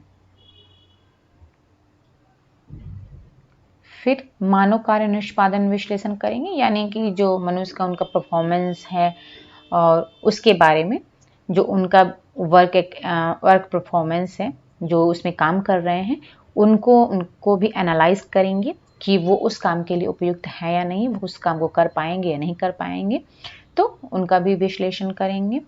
फिर उसके बाद में परिणामों को इकट्ठा करेंगे, एक समरी तैयार करेंगे और लास्ट में समाधान विकास करेंगे, यानी कि सॉल्यूशन को डेवलप करेंगे। मतलब उसके लिए जो भी प्रॉब्लम हमने ली हुई है उसके लिए हम समाधान निकालेंगे, उसको डेवलप करेंगे। तो ये स्टेप है। अब है 124 क्वेश्चन, समय अनुसूची तैयार करने के चरणों को सही क्रम में लगाना है। ठीक है, तो इसका आंसर पहला है। तो सबसे पहले क्या है, लोचदार और आलोचदार समूहों में बांटते हुए सभी शामिल मदों की सूची बनाएंगे। ओके, फिर उसके बाद में फोर्थ है, प्रत्येक कार्य के लिए अनुमानित आवश्यक समय सीमा यथार्थ रूप में तय करेंगे। फिर आएगा कुल अनुमानित आवश्यक समय और कुल उपलब्ध समय में संतुलन बैठाएंगे, यानी कि जो हमने अनुमान लगाया कि इतना समय लगेगा उस काम को करने में और जितना उपलब्ध समय है, ठीक है, उनके बीच में बैलेंस बनाएंगे। फिर उसके बाद में समय क्रम का निर्धारण करेंगे, मतलब कितना कितना टाइम लगेगा उस काम में हर एक स्टेप पर। फिर उसके बाद में योजना को लिखेंगे, यानी प्लानिंग करेंगे, उसको नोट डाउन करेंगे और फिर लास्ट में समन्वयन के लिए व्यक्तिगत योजना को दूसरे की योजना में मिला देंगे। ठीक है, तो इस तरीके से समय सूची तैयार की जाती है। अब है मैस्लो द्वारा दी गई किसी व्यक्ति की निम्नलिखित आवश्यकताओं को अभिप्रेरण के क्रम में व्यवस्थित कीजिए। ठीक है, तो इसके बारे में हम थोड़ा सा डिस्कस कर लेते हैं। तो ये मैस्लो की जो hierarchy of needs in Maslow ने दिया था, जिसको कि आवश्यकताओं के प्राथमिकता क्रम बोलते हैं। तो सबसे पहले इन्होंने बताया था कि शारीरिक आवश्यकताएं होती हैं वो इंपॉर्टेंट होती हैं, ये फर्स्ट पर आती हैं। देन सुरक्षा आवश्यकताएं आती हैं, देन सामाजिक आवश्यकताएं आती हैं, फिर सम्मान की आवश्यकताएं आती हैं और लास्ट में आती हैं आत्म प्राप्ति की आवश्यकताएं। ठीक है, तो ये जो है इन्होंने 5 स्टेप्स बताए हैं और उसको क्रम वाइज बताया कि सबसे पहले क्या हमारे लिए इंपॉर्टेंट होता है और सबसे बाद में क्या होता है। इसमें आप समझ सकते हो इजिली, यानी कि जो शारीरिक आवश्यकताएं यानी कि फिजियोलॉजिकल नीड्स हैं, उसमें क्या होता है, आप वाटर है, फूड है, स्लीप है, सेक्स है और ब्रीदिंग है, ये सारी चीजें आती हैं जो कि आपके फिजियोलॉजिकल शारीरिक नीड्स में होती हैं। सबसे पहले आपके लिए इनकी ज़रूरत होती है। फिर आती है सेफ्टी नीड, यानी कि सुरक्षा के बारे में आप सोचते हो, यानी जो कि आपके रिसोर्सेज हैं, आपका एम्प्लॉयमेंट, आपका रोजगार, आपकी फैमिली, आपका हेल्थ, उसकी सिक्योरिटी के बारे में आप सोचते हो, सेफ्टी के बारे में सोचते हो। देन आती है आपके फ्रेंडशिप, लव, इंटीमेसी, अफेक्शन, यानी कि आप जो भी लव है, बिलोंगिंग नीड्स हैं वो आ जाती हैं। फिर आती है एस्टीम नीड्स में क्या होता है कि आप इंडिपेंडेंस होते हो, अपनी सेल्फ की रिस्पेक्ट होती है, आपके अंदर कॉन्फिडेंस आता है, आप अचीव करते हो, तो ये सारी चीज़ें आती हैं। और लास्ट में आती है सेल्फ एक्चुअलाइजेशन, यानी कि आप खुद को एक्चुअलाइज करते हो। ठीक है, एक्चुअल में आप क्या हो, तो वो लास्ट में नीड आती है, जिसमें कि मॉरलिटी आ जाती है, प्रॉब्लम सॉल्विंग आ जाती है, एक्सेप्टेंस ऑफ फैक्ट्स आ जाता है, क्रिएटिविटी, यानी कि अब जो इस सोसाइटी में जो भी फैक्ट्स उपलब्ध हैं आप उसको एक्सेप्ट करने लगते हो और उनके अकॉर्डिंग, मॉरलिटी के अकॉर्डिंग काम करने लगते हो। आपके अंदर प्रॉब्लम सॉल्विंग की स्किल आ जाती है, क्रिएटिविटी आ जाती है, यानी कि आप जो है खुद पर केंद्रित हो जाते हो और अपने अकॉर्डिंग आप जो भी है वो कार्य करने लगते हो। ठीक है, तो ये इंग्लिश में था और ये हिंदी में ये है, आप ये देख सकते हो। तो ये आप स्टेप बाय स्टेप इसको जरूर याद कर लो, ये हर एक मैक्सिमम लगभग एग्जाम में ये पूछा ही जाता है। मैस्लो की हायरार्की ऑफ नीड्स, इसके स्टेप कौन कौन से हैं। ठीक है, तो हिंदी और इंग्लिश दोनों में आप देख सकते हो। तो अब आते हैं, अभी इसका आंसर देख लेते हैं। वैसे आप पता चल गया सबसे पहले क्या होगा, भोजन, जल, वायु, फिजियोलॉजिकल नीड्स आ जाएगी। फिर आपका आ जाता है सेफ्टी, सुरक्षा, स्थिरता और संरक्षण आ जाता है। देन लव और बिलोंगिंग आ जाते हैं, मित्रता और स्नेह संबंध आ जाते हैं। फिर आता है आपका आत्मसम्मान, उपलब्धि, यश, ये आते हैं। और लास्ट में आता है आत्म पूर्ति, यानी कि सेल्फ एक्चुअलाइजेशन। अब है संप्रेषण रणनीति को तैयार करने के चरणों को क्रमिक रूप से व्यवस्थित करना है। ठीक है, कम्युनिकेशन के स्टेजेस को। तो इसका आंसर है सेकंड। तो सबसे पहले है श्रोता का विश्लेषण करेंगे हम। ठीक है, श्रोता यानी कि जो पब्लिक है, जो सुन रहा है, जिसको आप कम्युनिकेट कर रहे हो। ठीक है, उसको एनालाइज करोगे, उसके बारे में पता करोगे, उसकी नीड क्या है, वो किस टाइप का है, उसको किस तरीके से हम कम्युनिकेट कर सकते हैं, हर एक चीज़ के बारे में, क्योंकि उसी के बेस पर आप कम्युनिकेट करोगे। क्योंकि आप अब ऐसा तो है नहीं कि उसका कल्चर अलग है, उसकी लैंग्वेज अलग है, उसकी इम्पोर्टेंस अलग है, नीड अलग है और आप कुछ अलग ही बता रहे हो, तो वो नहीं सुनेगा आपकी जो भी आप कम्युनिकेट करोगे। तो उसके अकॉर्डिंग हमें जो कम्युनिकेट करना होगा, तो इसके लिए श्रोता का विश्लेषण करना जरूरी होता है। फिर आएगा संप्रेषण लक्ष्यों को तैयार करेंगे, यानी कि एम आप डिसाइड करोगे। फिर आएगा सेकंड, संप्रेषण विधियों और माध्यमों का चयन करो, मतलब किस विधि से और कौन सा माध्यम आप चूज करोगे कम्युनिकेट करने के लिए। फिर है प्रमुख संदेश तैयार करोगे आप। ठीक है, फिर संप्रेषण गतिविधियों की योजना बनाओगे, यानी कि प्लानिंग करोगे। और लास्ट में आएगा रणनीति का मूल्यांकन करोगे। जो भी आपने रणनीति तैयार की आप उसको इवेलुएट करोगे कि वो कहीं पर अगर कुछ प्रॉब्लम है, ठीक है, कि प्रॉपरली एग्जीक्यूट हो सकता है, देन तो ठीक है। अगर कोई प्रॉब्लम है तो आप उसको फिर से मूल्यांकन के बाद में आप उसमें जो है उसको इम्प्रूव कर सकते हो। फिर है यहाँ पर सूची दी हुई है, पहली सूची और दूसरी दी हुई है, इसमें परीक्षण दिए हुए हैं यानी कि टेस्ट दिए गए हैं और फिर वो किसके लिए किए जाते हैं, कौन कौन से रासायनिक यौगिक के लिए किए जाते हैं। तो इसका आंसर है सेकंड। ठीक है, तो सेलिवानोव परीक्षण ये किसके लिए होता है, कीटो शुगर के लिए होता है। इसको टेस्ट करने के लिए क्या होता है, ओसाजोन परीक्षण होता है, ये रिड्यूसिंग शुगर के लिए होता है। जेंथ्रोप्रोटाइक परीक्षण होता है, ये है एरोमेटिक अमाइनो एसिड के लिए होता है। माइक्रोजेल्डाल विधि ये आप जानते होंगे, प्रोटीन को चेक करने के लिए, टेस्ट करने के लिए होता है। और एसिड वैल्यू का मुक्त वसा अम्ल के लिए होता है। तो यहाँ पर मैं थोड़ा सा आपको बता देती हूँ कीटो शुगर के बारे में। ठीक है, तो यहाँ पर इंग्लिश में ही है लेकिन मैं आपको हिंदी में समझा देती हूँ, आपको समझ में आ जाएगा, इसमें कोई प्रॉब्लम नहीं होगी। तो जो कीटो शुगर के बारे में यहाँ पर बताया गया, कीटो और एल्डोस ये दो होते हैं, दोनों ही कार्बोहाइड्रेट है, शुगर है। अब दोनों में यहाँ पर डिफरेंस बताया गया, आप इसको इसके बारे में पता चल जाएगा और डिफरेंस भी पता चल जाएगा। जो एल्डोस है ये एल्डिहाइड ग्रुप में आते हैं, कीटोस कीटोन ग्रुप में आते हैं। जो एल्डोस शुगर है ये प्लांट्स में पाए जाते हैं और कीटोस जो है ये प्रोसेस्ड फूड में पाए जाते हैं। एल्डोस ये कीटोस में आइसोमराइज होते हैं और जो कीटोस हैं ये रिड्यूसिंग शुगर के प्रेजेंस में केवल एल्डोस में आइसोमराइज होते हैं। अब जो यहाँ पर आइसोमराइज वर्ड यूज किया गया है, तो आइसोमराइजेशन का मतलब क्या होता है कि आइसोमराइजेशन में क्या होता है कि इसमें जो है एक मॉलिक्यूल है उसका ट्रांसफॉर्मेशन होता है, एक अलग आइसोमर में उसका ट्रांसफॉर्मेशन हो जाता है। ठीक है, जैसे कि सिस या फिर ट्रांस में वो ट्रांसफॉर्म हो जाते हैं, तो इसी को आइसोमराइजेशन बोलते हैं। अब जो एल्डोज का सेलिवानोव टेस्ट होता है उसमें कलर आता है लाइट पिंक और कीटोस में डीप चेरी रेड आता है। और इसका एग्जाम्पल है ग्लूकोज, राइबोज एंड गैलेक्टोज। और कीटोस का एग्जाम्पल है फ्रक्टोज, इरिथ्रोलोज एंड रेबलोज। ठीक है, और यहाँ पे मैं बताती हूँ रिड्यूसिंग, जो यहाँ पर रिड्यूसिंग शुगर के बारे में बताया गया है। तो ये क्या होता है, रिड्यूसिंग और नॉन रिड्यूसिंग ये क्या होता है। तो रिड्यूसिंग शुगर जो होता है तो ये कार्बोहाइड्रेट ही होते हैं, लेकिन वो कार्बोहाइड्रेट जिनमें की जो एल्डिहाइड और कीटो फंक्शनल ग्रुप होता है वो फ्री होता है रिड्यूसिंग शुगर में। ठीक है, जो एल्डिहाइड और कीटो ग्रुप होता है वो फ्री होता है, इसलिए इसको रिड्यूसिंग शुगर बोलते हैं। इसका एग्जाम्पल है ग्लूकोज और लैक्टोज। और जो नॉन रिड्यूसिंग शुगर होता है उसमें जो ये ग्रुप है कीटो और एल्डो ये फ्री नहीं होते हैं, इस वजह से ये रिड्यूस नहीं होते हैं, क्योंकि ये फ्री नहीं होते इस वजह से ये रिड्यूस नहीं होते। इसका एग्जाम्पल है माल्टोज और सुक्रोज।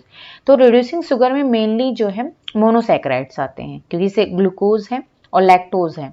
तो इसमें क्या होगा, जो ग्लूकोज है तो इसमें ये ग्लूकोज जो है कार्बन और जो है एटम से मिलकर के बने हुए हैं, ये मोनोसैकेराइड है, सिंगल है। ठीक है, तो इसमें जो ये फंक्शनल ग्रुप है वो फ्री रहते हैं क्योंकि वो किसी और से अटैच नहीं है। लेकिन नॉन रिड्यूसिंग में क्या होता है, जैसे कि मॉल्टोज और सुक्रोज है, तो अब मॉल्टोज जो है वो किससे मिलकर बना होता है, ग्लूकोज प्लस ग्लूकोज, यानी कि दो मॉलिक्यूल ऑफ ग्लूकोज से मिलकर के ये बना होता है। तो अब जो ग्लूकोज है उसमें जो एल्डिहाइड फंक्शनल ग्रुप है और जो दूसरे में है एल्डिहाइड और फंक्शनल ग्रुप है, तो ये दोनों मिल करके ही मॉल्टोज बनाते हैं। तो चूंकि दोनों ज्वाइंट होते हैं, ठीक है, एक दूसरे से, तो वो फ्री नहीं होते हैं। इसी तरीके सुक्रोज में भी है, ये ग्लूकोज और जो है फ्रक्टोज से, हाँ सॉरी, सुक्रोज जो है ग्लूकोज प्लस फ्रक्टोज से मिलकर के बना होता है। तो इसमें भी क्या होता है, इसमें जो ग्रुप है वो एक दूसरे से ज्वाइंट होते हैं, तो इसलिए वो फ्री नहीं होते हैं। तो इसलिए ये नॉन रिड्यूसिंग कहलाते हैं, क्योंकि ये रिड्यूस नहीं होते हैं फ्री ना होने के कारण। तो आई थिंक आपको समझ में आ गया होगा। अब आते हैं नेक्स्ट क्वेश्चन पर।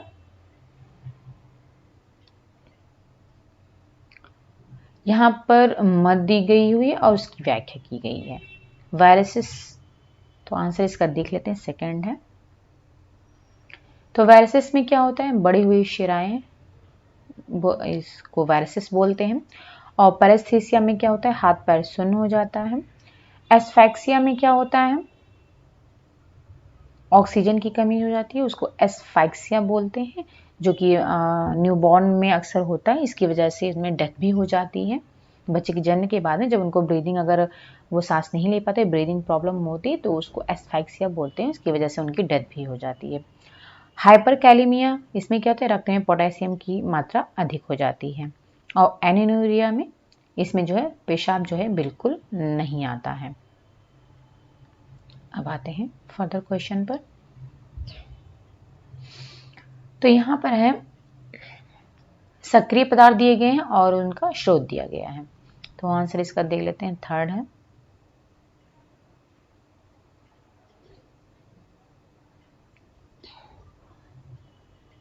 ठीक है, तो ए में अल्फा लिपोइक एसिड, इसका स्रोत क्या है? आलू में पाया जाता है ये। फ्लेवोनॉइड्स, ये पाया जाता है लहसुन में। और लाइकोपिन पाया जाता है टमाटर में। ग्लूटाथियोन पाया जाता है एवोकाडो में। और सिलेनियम पाया जाता है समुद्री खाद्य पदार्थ में। ओके, फिर है पौष्टिक तत्वों की कमी से होने वाले रोगों के लक्षण इसमें दिए गए हैं, सिम्टम्स हैं, और वो किस पोषक तत्व की कमी से होते हैं वो दिया गया है। तो इसका आंसर पहला है। तो टिटैनी किससे होती है? कैल्शियम की कमी से। और एंगुलर स्टोमेटाइटिस किससे होता है? इसमें दिया गया फोर्थ, राइबोफ्लाविन की कमी से। माइक्रोसाइटिक नॉर्मोक्रोमिक अनीमिया, ये होता है फॉलिक एसिड की कमी से। और जिंजिवाइटिस होता है एस्कॉर्बिक एसिड की कमी से। और कोलेंचिया किससे होता है? ये लौह तत्व, ठीक है, इनकी कमी से होता है।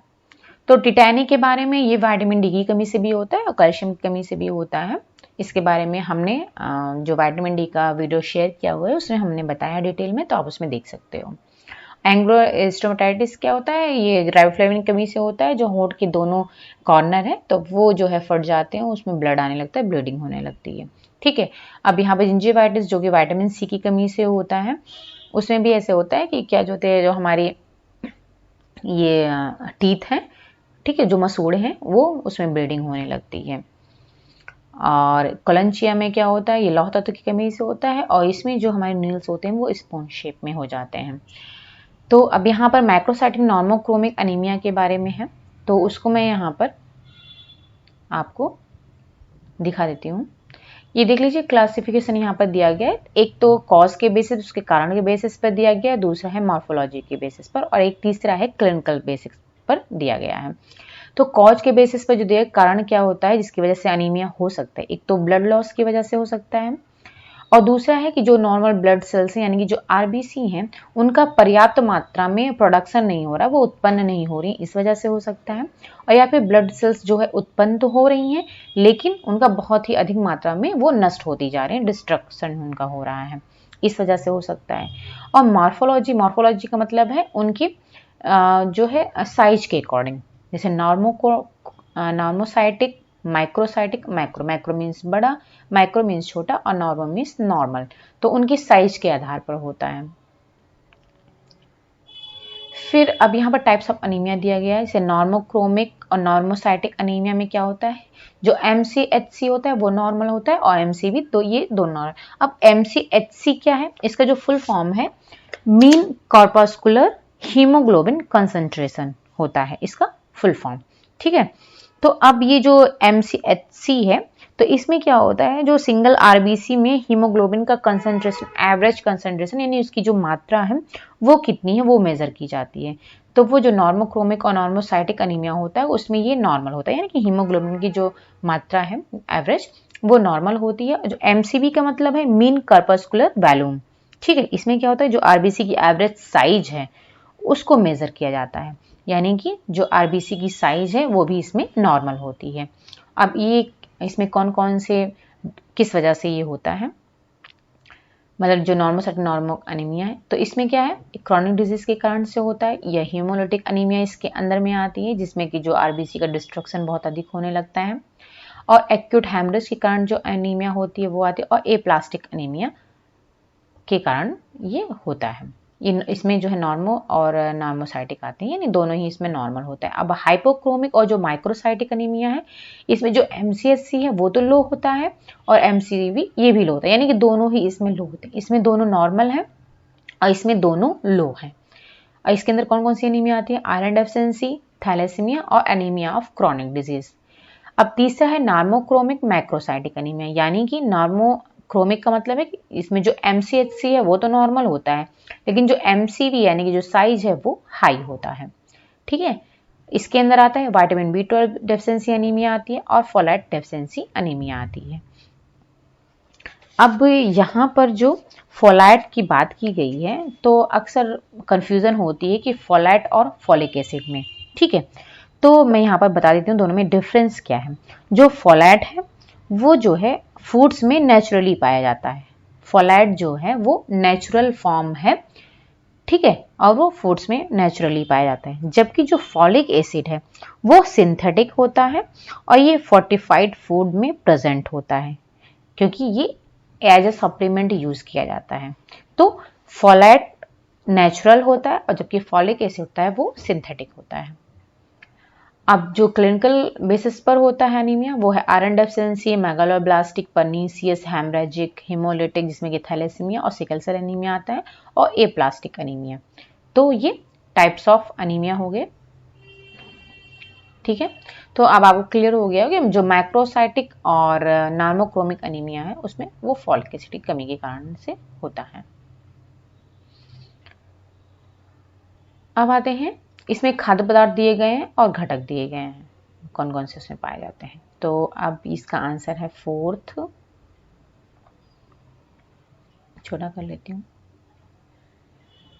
ठीक है, तो वाइन में क्या पाया जाता है? रेजिवेट्रॉल। ठीक है, आलू बुखारे का रस उसमें पाया जाता है सोडियम बेंजोएट। ठीक है, ये प्रिजर्वेटिव्स हैं।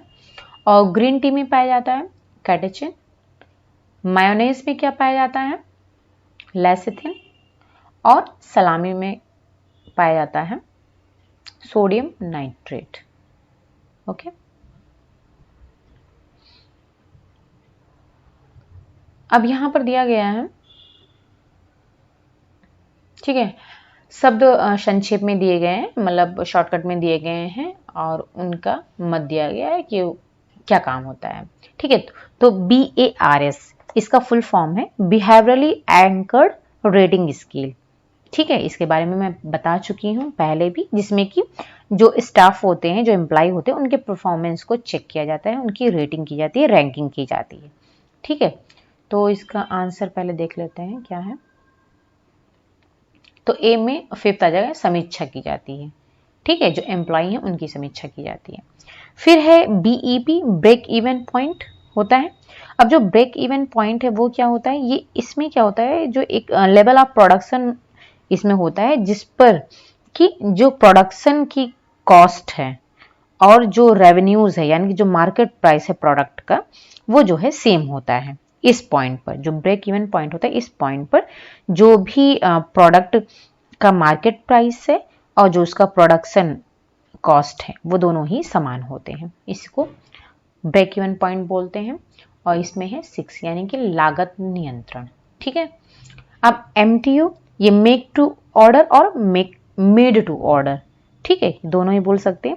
ये एक बिजनेस प्रोडक्शन स्ट्रेटजी होती है जिसमें क्या होता है, जो किसी भी अगर आइटम का हमें प्रोडक्शन करना है तो वो तभी स्टार्ट किया जाता है, तभी प्रारंभ होता है जबकि कोई कंफर्म्ड कस्टमर है, जब वो ऑर्डर देता है, उसका ऑर्डर रिसीव किया जाता है, तभी जो है प्रोडक्शन किया जाता है। तो इसलिए इसको मेक टू ऑर्डर बोलते हैं। अब इसमें क्या है, पहला आ जाएगा उत्पादन से, प्रोडक्शन से रिलेटेड है। फिर है FFP, यानी FFP का फुल फॉर्म है फूड फॉर प्रोग्रेस।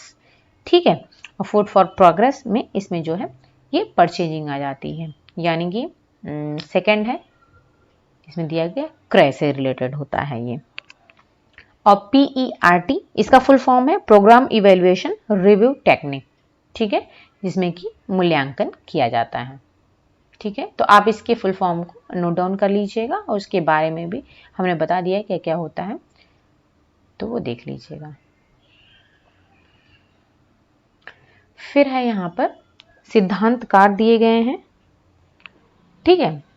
और जो है उसकी जो अवधारणा है, प्रमुख अवधारणा है, उसके बारे में बताया गया है। तो इसका आंसर देख लेते हैं, आंसर थर्ड है, ठीक है। प्याजे ने दिया है थर्ड, समंजन के बारे में बताया है। फिर ब्रेनर ने पारिस्थितिकी तंत्र के बारे में बताया। लेविंसन ने जीव संरचना के बारे में बताया है। बॉमब्रेंड ने उदारशील शैली के बारे में बताया और गार्डनर ने बहुविध बुद्धि का सिद्धांत दिया गया है इनके द्वारा। तो आइए हम इसको देख लेते हैं। तो सबसे पहले गार्डनर का देख लेते हैं, जिन्होंने मल्टीपल इंटेलिजेंस थियरी दी हुई है। इन्होंने बताया जो ब्रह्म प्रतिभा वाले लोग होते हैं, उन लोगों में एवं उनकी जो विभिन्न प्रकार की प्रतिभाएं, जैसे तार्किक, दृश्य संबंधी या संगीत आदि के बारे में इन्होंने जो है सिद्धांत दिया हुआ है, ठीक है। इन्होंने कहा कि प्रत्येक व्यक्ति में 7 प्रकार की प्रतिभाएं होती हैं। वैसे तो 8 प्रकार की हैं प्रेजेंट टाइम पर, तो पहले 7 प्रकार की बताई गई थी, बाद में जो है एक और एड्स में ऐड किया गया। तो इन्होंने बताया था पहले कि 7 प्रकार की प्रतिभाएं होती हैं, और कुछ में 2 या 2 से अधिक प्रतिभाएं होती हैं, और कुछ लोगों में सभी 7 प्रतिभाएं होती हैं, जो कि बैलेंस में होती हैं एक, ठीक है। तो ये 7 प्रतिभाएं यहाँ पर बताई गई हैं, आप देख सकते हो। भाषाई, तार्किक, गणितीय, सांगीतिक, अंतरवैयक्तिक, दैहिक, इंद्रियगत और अस्थानिक, ठीक है। तो ये 7 प्रतिभाएं हैं जिसके बारे में इन्होंने बताया है। तो यहाँ पर मैं बताती हूँ दृश्य संबंधी या फिर जो अस्थानिक प्रतिभा होती है, इसमें क्या होता है, जो दृश्य को समझने की क्षमता होती है इनमें, और ऐसे लोग जो है चित्रों के रूप में सोचते हैं, और जो जानकारी रखने के लिए इन्हें अस्पष्ट मानसिक प्रतिबिंबों की आवश्यकता होती है, यानी कि वो चित्र के रूप में जो है, प्रतिबिंब के रूप में हर एक चीज सोचते हैं, सीखते हैं, समझते हैं। उन्हें नक्शों, चार्ट, चित्रों, वीडियो तथा फिल्में देखने में आनंद आता है, क्योंकि वो इसमें इंटरेस्ट होता है इसमें, इसलिए इनको आनंद आता है। उनके कौशल, अब इनके कौशल में क्या क्या स्किल्स होती हैं इनमें, पहेलियां बनाना, पढ़ना, लिखना, चार्ट एंड ग्राफों को समझना, अच्छा दिशा बोध, स्केच बनाना, उपमा बनाना और निर्माण दृढ़ करना, तो ये सारी चीजें जो हैं इनके अंदर स्किल्स होती हैं। अब करियर में ये बनते क्या हैं जो है, तो वो है नाविक हैं, शिल्पकार हैं, दृष्टिक, कलाकार, अन्वेषक, आर्किटेक्ट, आंतरिक डिजाइनर्स, मैकेनिक, इंजीनियर्स, ये जो है इसके अंदर में आते हैं। फिर दूसरा है शाब्दिक या फिर बहुभाषा प्रतिभा। शब्दों तथा भाषा के उपयोग की क्षमता होती है इनके अंदर। ऐसे लोग जो होते हैं, अंकेक्षण कौशल अत्यंत विकसित होता है इनका, और सामान्यतः ये शिष्ट वक्ता होते हैं, यानी बहुत ही अच्छे ये वक्ता होते हैं, और ये चित्रों की बजाय शब्दों में सोचते हैं, ठीक है। ये चित्रों नहीं बल्कि शब्दों में सोचते हैं, कि बहुभाषी होते हैं। और इनमें कौन कौन से कौशल होते हैं, सुनना, बोलना, लिखना, कहानी कहना, विस्तार से समझाना, हास्य का उपयोग, जानकारी याद रखना, किसी को अपने विचार को मनवाना, भाषा के उपयोग का विश्लेषण, तो ये सब इनके में बहुत अच्छे जो स्किल होती है। और इनका जो करियर होता है वो कवि, पत्रकार, लेखक, शिक्षक, वकील, राजनीतिक, अनुवादक, ये सब आते हैं इसमें। फिर है तार्किक और गणितीय प्रतिभा।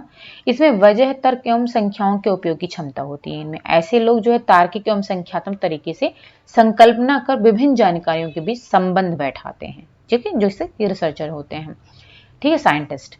अपने आसपास की दुनिया के प्रति ये हमेशा जिज्ञासु होते हैं, और ऐसे लोग बहुत सारे प्रश्न पूछते हैं और कंटिन्यू प्रयोग करते रहते हैं, जब तक कि उनका जो भी वो सोच रहे हैं वो सिद्ध ना हो जाए, तब तक वो करते रहते हैं, एक्सपेरिमेंट करते रहते हैं।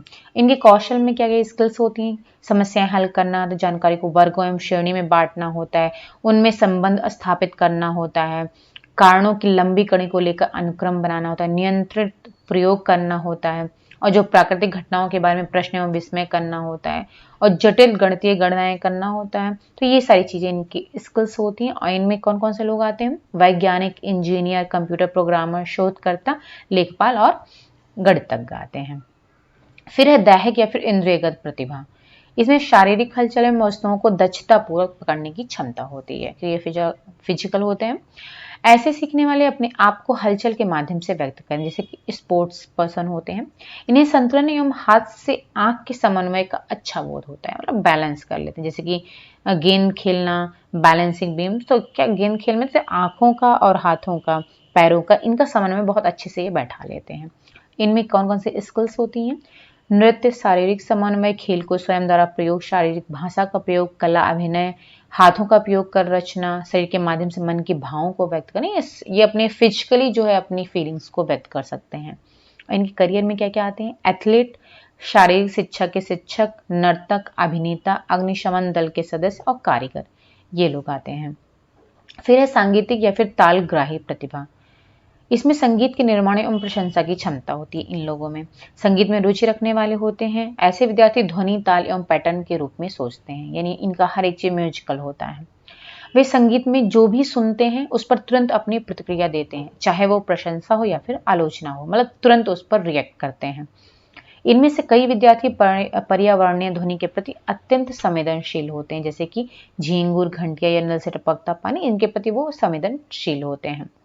अब इनमें कौन कौन सी स्किल्स होती हैं? गाना, सीटी बजाना, वाद्य यंत्र बजाना, स्वर लहरी पहचानना, संगीत रचना, मेलोडी याद रखना, ताल एवं संगीत का ढांचा याद रखना।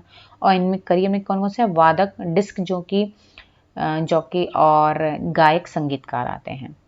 फिर है अंतर्वैयक्तित्व प्रतिभा। इनमें क्या होता है? अन्यों को समझने एवं संबंध स्थापित करने की प्रतिभा होती है। ये विद्यार्थी बातों को अन्य लोगों के नजरिए से देखते हैं, ये समझने के लिए कि वह क्या सोच रहे हैं और कैसा महसूस कर रहे हैं। यानी कि ये जो है दूसरों की जहाँ पर खुद को रख करके उनकी फीलिंग्स को, उनकी बातों को, उनकी व्यूज को मतलब समझते हैं और उन पर जो है बातें भी करते हैं और उनको महसूस करते हैं।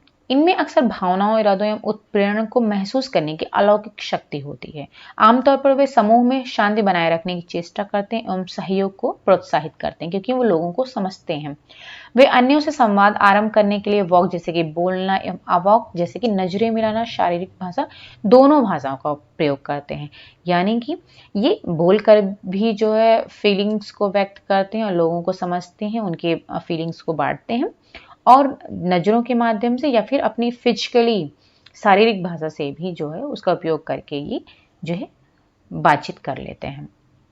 अब इनमें क्या क्या स्किल्स होती हैं? वो है दूसरों लोगों के दृष्टिकोण से चीज़ों को देखते हैं, सुनना, सहानुभूति का उपयोग करते हुए अन्य लोगों के मूड एवं भावनाओं को समझना, परामर्श देना, समूहों के साथ सहयोग, प्रोत्साहन, विश्वास का निर्माण करते हैं, शांतिपूर्ण तरीके से संघर्ष को सुलझाते हैं। तो ये सारे काम इसमें जो अन्य लोगों के साथ सकारात्मक संबंध स्थापित करते हैं ऐसे लोग। करियर में है परामर्शदाता होते हैं ऐसे लोग, विक्रेता होते हैं, राजनीतिक होते हैं और व्यापारी होते हैं। फिर है अंतःवैयक्तित्व प्रतिभा। इसमें क्या होता है? स्वयं विचार करने एवं किसी की अंतः स्थिति को समझने की क्षमता होती है इनमें। ये शिक्षार्थी उनकी अंतर्भावनाओं, सपनों, दूसरों के साथ संबंधों एवं शक्तियों तथा कमजोरियों को समझने की कोशिश करते हैं। इनमें क्या स्किल्स होती हैं? स्वयं की शक्तियां एवं कमजोरियां पहचानते हैं, स्वयं विचार प्रकट करते हैं और उनका विश्लेषण करते हैं, अंदरूनी भावनाओं के प्रति जागरूकता होती है, इच्छाएं एवं सपने, सोच प्रक्रिया का आकलन करते हैं, स्वयं के साथ तर्क वितर्क करते हैं और दूसरों के साथ स्वयं की भूमिका की समझ होती है कि वो क्या कर रहे हैं, तो उनको अपने बारे में पूरी तरीके से पता होता है। इनमें क्या करियर आते हैं? अनुसंधानकर्ता ऐसे लोग होते हैं, सिद्धांत प्रणेता होते हैं और दार्शनिक होते हैं। अब अन्य प्रकार की प्रतिभा में ये 7 प्रकार की थी। अब इन्होंने एक 8वीं के बारे में बताया है जिसे कि प्राकृतिक प्रतिभा कहते हैं, और इसके अलावा इन्होंने आध्यात्मिक प्रतिभा और अस्तित्व संबंधी प्रतिभा के बारे में बताया। लेकिन जो ये प्राकृतिक प्रतिभा की जिसको कि नेचुरलिस्ट भी कहा जाता है, तो इसको भी इन्होंने ऐड किया। तो इस तरीके से इन्होंने 8 मल्टीपल इंटेलिजेंस के बारे में बताया है। ओके, ये आप देख सकते हो। प्राकृतिक प्रतिभा मानव को पहचानने, श्रेणी में बांटने और पर्यावरण के कुछ गुणों पर निष्कर्ष निकालने में सक्षम बनाती है। मूल क्षमता के वर्णन के साथ कई सांस्कृतिक मूल्यों द्वारा आदर की गई भूमिकाओं के चरित्र चित्रण को जोड़ती है। ठीक है, तो ये था गार्डनर का मल्टीपल इंटेलिजेंस की थियरी थी। अब देख लेते हैं ब्रॉनफेन-ब्रेनर्स की जो इकोलॉजिकल फ्रेमवर्क है, जो इन्होंने पारिस्थितिकीय रूपरेखा की थियरी दी है। इन्होंने पारिस्थितिक मॉडल मनुष्य के विकास की जांच करता है कि इंसान कैसे विशिष्ट वातावरण बनाते हैं जिसमें वो रहते हैं। इन्होंने ये पारिस्थितिक के बारे में बताया कि जिसमें वो लोग मनुष्य रह रहा है, किस तरीके से वो जो है पर्यावरण को प्रभावित करते हैं और किस तरीके से वो पर्यावरण को प्रभावित करते हैं और किस तरीके से उनका ग्रोथ और डेवलपमेंट हो रहा है, इसके बारे में इन्होंने बताया। दूसरे शब्दों में मनुष्य अपने पर्यावरण के अनुसार विकसित होते हैं। इनमें समाज को पूरे अवधि में शामिल किया जा सकता है जो व्यवहार और विकास को प्रभावित करते हैं। उनकी ग्रोथ और डेवलपमेंट उनके बिहेवियर को प्रभावित करता है। यह एक सहजीवी रिश्ते के रूप में व्यवहार और विकास को देखते हैं। यही वजह है कि इसे जैव वैज्ञानिक मॉडल भी कहा जाता है। ये है जैव वैज्ञानिक मॉडल भी कहा जाता है। ठीक है। यूरी ब्रॉनफेन-ब्रेनर ने पारिस्थितिकीय प्रणालियों सिद्धांत को विकसित किया ये समझाने के लिए कि बच्चे और बच्चे के परिवेश में सब कुछ कैसे प्रभावित करता है, कि मतलब किस तरीके से कि एक बच्चे की वृद्धि कैसे होती है और कैसे वो विकसित होते हैं। तो इसके बारे में समझाने के लिए इन्होंने ये थियरी दी। उन्होंने पर्यावरण के विभिन्न पहलुओं या स्तरों को लेबल किया जो कि बच्चों के विकास पर प्रभाव डालते हैं, जैसे कि माइक्रोसिस्टम, मीजोसिस्टम, एक्सोसिस्टम और मैक्रोसिस्टम। तो ये 4 सिस्टम के बारे में, और एक 5वां है क्रोनो सिस्टम। इन्होंने 5 सिस्टम के बारे में बताया। तो देख लेते हैं।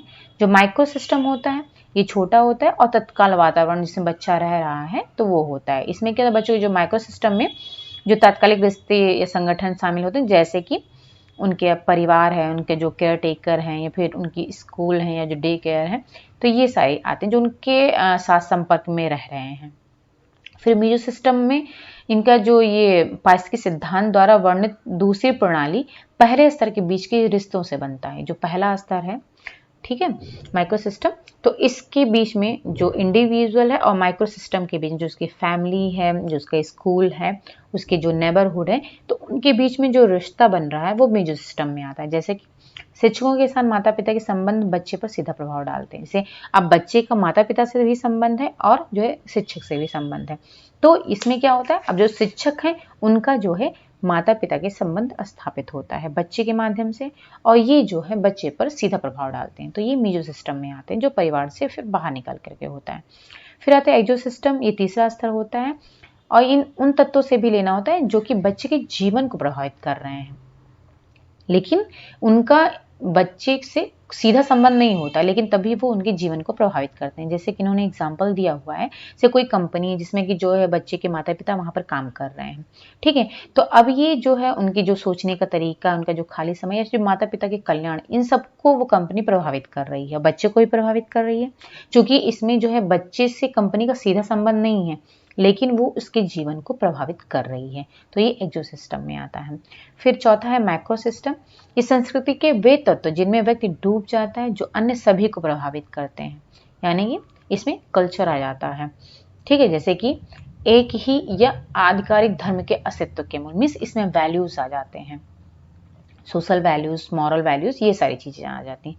अब इसमें आप देख सकते हो क्लियरली, जैसे ये बच्चा है, चाइल्ड है, तो माइक्रो सिस्टम में क्या है, जो इमीडिएट उसकी फैमिली, उसके नेबरहुड, स्कूल है, वो आ गए। अब मेजो सिस्टम जो है ये कनेक्शन जो है एक जो है रिश्ता स्थापित कर रहा है फैमिली, नेबरहुड और स्कूल के बीच में। एक्सो सिस्टम में इसमें इकोनॉमिक सिस्टम आ रहा है, जैसे कंपनी की बात इन्होंने कही थी, जो कंपनी है उसको डायरेक्ट तो बच्चे को उससे कोई सीधा संबंध नहीं, लेकिन उसको प्रभावित कर रही है, जैसे इकोनॉमिकली प्रभावित कर रही है, एजुकेशनली, और गवर्नमेंट एजेंसीज हैं तो ये प्रभावित करती हैं। फिर मैक्रो सिस्टम में सोशल वैल्यूज आ जाते हैं, कल्चरल वैल्यूज हैं, कस्टम्स हैं, बिलीव्स हैं, ये आ जाते हैं। क्रोनो सिस्टम में जो अब लगातार जैसे जैसे बच्चा बढ़ता जाएगा तो पर्यावरण में चेंज आता जा रहा है, चेंजेस लगातार होते जा रहे हैं, वो आ जाते हैं। हिस्टोरिकल इवेंट्स जो हो रहे हैं वो आ जाते हैं, बायोलॉजिकल जो चेंजेस हो रहे हैं बच्चे में, फिजियोलॉजिकल चेंजेस हो रहे हैं, तो ये सारी चीजें क्रोनो सिस्टम में आ जाती हैं, ठीक है। तो ये आपको समझ में आ गया होगा। अब इसके बाद में यहाँ डेनियल लेविन्सन ने, जो कि इन्होंने अडल्ट डेवलपमेंट के बारे में बताया है, इन्होंने प्री एडल्टहुड जो कि कॉन्सेप्शन से लेकर के एज 22 तक होता है, अर्ली, फिर उसके बाद में अर्ली एडल्टहुड के बारे में बताया आता है जो कि 22 से 45 तक होता है। फिर मिडिल एडल्टहुड आता है जो कि 40 से 65 तक होता है, और लेट एडल्टहुड यानी कि जो 65 प्लस एज में आता है। और इसके बीच में इन्होंने इसका ट्रांजिशन पीरियड बताया जो कि 17 से 22 तक का होता है, मिड लाइफ ट्रांजिशन जो कि 40 से 45, और लेट एडल्टहुड ट्रांजिशन जो कि 60 से 65 के बीच में होता है। और फिर है बॉमरिंड ने पेरेंटिंग स्टाइल के बताया, ये इंग्लिश में है, मैं आपको हिंदी में लेकिन समझा दे रही हूँ। इन्होंने 4 स्टाइल के बारे में बताया, एथॉरिटेरियन, अथॉरिटेटिव और परमिसिव और रिजेक्टिव या फिर नेग्लेक्टिंग, ठीक है। अब जो अथॉरिटेरियन पेरेंटिंग स्टाइल है इसमें क्या होता है, जो पेरेंट्स हैं वो अनसपोर्टिव होते हैं, यानी कि वो बच्चों को रिजेक्ट कर देते हैं, कोई भी सपोर्ट उनका नहीं होता है, और डिमांड बच्चों से ज़्यादा होती है। जो पेरेंट्स होते हैं वो डिमांड करते हैं बच्चों से, लेकिन सपोर्ट नहीं करते हैं। तो इसमें जो रिलेशनशिप होता है वो कंट्रोलिंग होता है, यानी पेरेंट्स का अपने बच्चों पर पूरा कंट्रोल होता है, नियंत्रण होता है, और उन्हीं की पूरी पावर होती है। तो इस वजह से ये एक ही डायरेक्शन में कम्युनिकेशन होता है। फिर अथॉरिटेटिव पेरेंटिंग में क्या होता है, इसमें जो पेरेंट्स हैं वो सपोर्टिव होते हैं, बच्चों के व्यूज़ को, उनके डिसीजंस को एक्सेप्ट करते हैं, समझते हैं। लेकिन पेरेंट्स जो होते हैं वो डिमांडिंग होते हैं, बच्चों से डिमांड भी करते हैं। ठीक है, इसमें जो रिलेशनशिप है वो रेसिप्रोकल, यानी कि दोनों साइड से होती है। जो पेरेंट्स हैं बच्चे से जो है डिमांड करते हैं, मतलब डिमांडिंग होते हैं, उनसे चाहते हैं कि वो अच्छा काम करें, और सपोर्ट भी करते हैं। तो इस तरीके से जो बच्चे होते हैं इसमें रिस्पॉन्सिव होते हैं, यानी कि रिस्पॉन्सिबल होते हैं, और इसमें दोनों साइड से कम्युनिकेशन होती है। फिर परमिसिव पेरेंटिंग आ जाती है। इसमें क्या होते हैं, पेरेंट्स तो सपोर्टिव होते हैं लेकिन वो अनडिमांडिंग होते हैं, यानी बच्चों से कोई भी डिमांड नहीं करते हैं, बहुत ही कम एक्सपेक्ट करते हैं, फिर नहीं करते हैं। इसमें क्या होती है, जो रिलेशनशिप है वो, इसमें जो बच्चे हैं वो जो कंट्रोल से बाहर होते हैं, यानी कि इररिस्पॉन्सिबल होते हैं, उनमें कोई रिस्पॉन्सिबल नहीं होता, और पेरेंट्स का बच्चों पर बहुत ही कम कंट्रोल होता है। फिर जो रिजेक्टिंग और नेग्लेक्टिंग पेरेंट होते हैं वो अनसपोर्टिव होते हैं, वो सपोर्ट भी नहीं करते हैं और कोई भी बच्चों से डिमांड नहीं करते हैं, यानी बच्चे बिल्कुल ही फ्री रहते हैं, वो अपने अकॉर्डिंग सब कुछ करते हैं। इस तरीके से इसमें जो क्या होता है, वो जो बच्चे होते हैं ना ही इररिस्पॉन्सिबल होते हैं, और उनका जो रिलेशनशिप होता है वो रिजेक्टिंग होता है, नेग्लेक्टिंग होता है, क्योंकि उसमें पेरेंट्स बिल्कुल भी इन्वॉल्व नहीं होते हैं। ठीक है, गार्डनर के बारे में हमने बता ही दिया है। सो ये हो गया। ठीक है, तो हमने यहाँ पर 133 तक करवा दिया है। अब इसके आगे अगर हम करवाएंगे तो वीडियो बहुत लंबा हो जाएगा, तो नेक्स्ट वीडियो में हम इसको फर्दर क्वेश्चन सॉल्व करवा देंगे। ओके, तो यहाँ पर हमने बहुत सारी थियोरी जो है कंप्लीट कर ली है, और मैंने कोशिश की है पूरी कि हिंदी में जितने ज़्यादा से ज़्यादा मैटर आपको प्रोवाइड करा सके, जिससे कि आपको समझ में आ जाए, आपके एग्ज़ाम के लिए हेल्पफुल हो।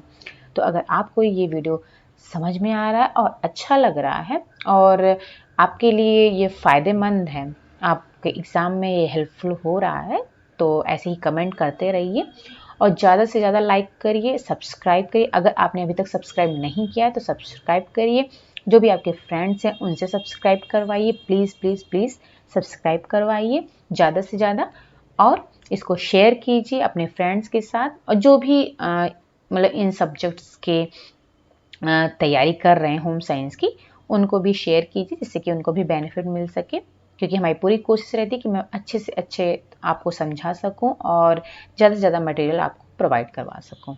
So please like, share and subscribe, and thank you so much.